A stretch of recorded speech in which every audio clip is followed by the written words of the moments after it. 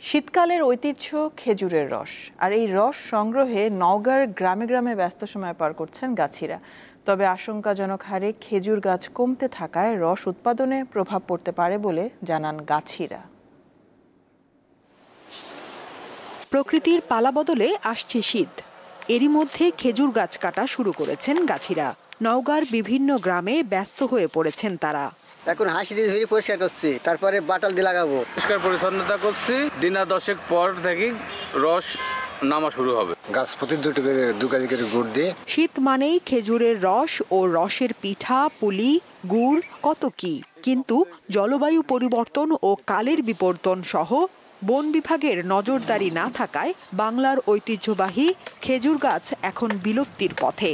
দিন দিন গাছ হারা যাচ্ছে, অল্প বয়সের গাছ লাগাচ্ছে, এই কারণেই সে গাছটা নষ্ট হয়ে যায়। আরো গাছ লাগানো উচিত, লাগালে আরো রস বেশি হবে, পিঠা আরো বেশি খাওয়া হবে।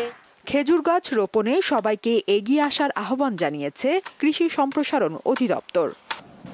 রাস্তা পুনর্নির্মাণের কারণে রাস্তার খেজুর গাছগুলো শেষ হয়ে যাচ্ছে, আর জমির বিভিন্ন ম্যানেজমেন্টের কারণে অনেক খেজুর গাছ কৃষক কর্তন করে ফেলছে। তারপরে আমরা কৃষক পর্যায়ে পরামর্শ দিচ্ছি ফল আসার আগে একবার সার প্রদান এবং যে গাছগুলো স্বাস্থ্যবান, ফিজিক্যালি যেগুলো আসলে রস দেওয়ার উপযোগী, সেই গাছ থেকে রস সংগ্রহ করার জন্য।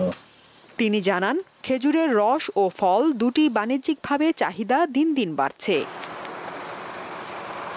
দীপ্ত, বার্তা কক্ষ।